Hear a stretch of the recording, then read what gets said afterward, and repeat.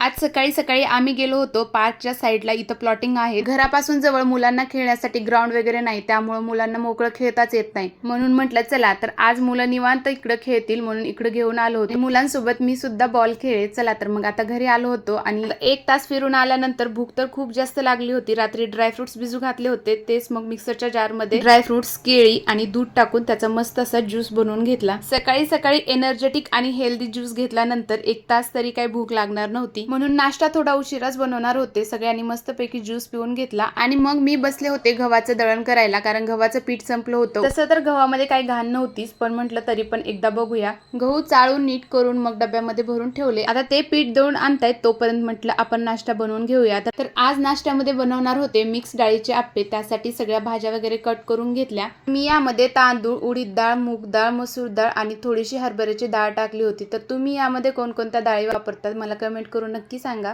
तर हे आप्पे टेस्टी आणि एकदम क्रिस्पी बनतात. खायला एक नंबर लागतात. आप्पे बरोबर खाण्यासाठी मस्त चटणी बनवली होती आणि मस्त असा नाश्ता करून घेतला. चला तर मग भेटूया नेक्स्ट व्हिडिओमध्ये. तोपर्यंत बाय बाय.